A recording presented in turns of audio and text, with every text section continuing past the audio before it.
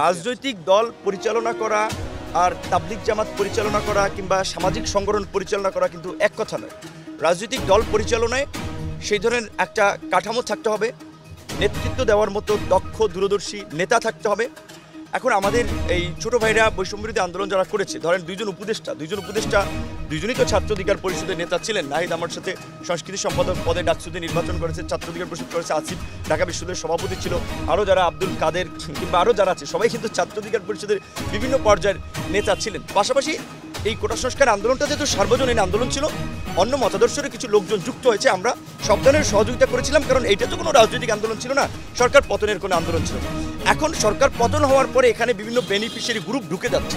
ছাত্রবাহী তরুণদের এখন একটা গ্রহণযোগ্যতা, একটা ক্রেজ আছে, তারা ট্রেন্ডে আছে। এখন তাদেরকে ম্যানিপুলেট করার চেষ্টা করছে, নানান দিকে ধাবিত করার চেষ্টা করছে, এবং আমরা যেন তরুণরা ইউনাইটেড না হই সেজন্য নানানভাবে পুশ করা হচ্ছে। তবে এখন পর্যন্ত আমাদের মধ্যে আলাপ আলোচনা হচ্ছে, বসা হচ্ছে। আমরা চিন্তা করতেছি যে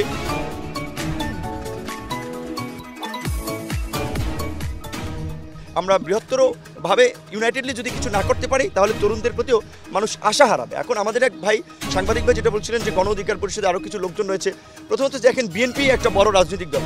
বিএনপি থেকে কতিপয় লোক গিয়ে এই ধরেন বিএনপির একজন আলোচিত নেতা নারায়ণগঞ্জের তিনি গিয়ে তৈরি করেছেন, এবং এই আপনার দোহারের আপনার নাজমুল হুদা সাহেব তৃণমূল বিএনপি, তাতে বিএনপির দলে কিন্তু কোনো প্রভাব পড়ে নেই।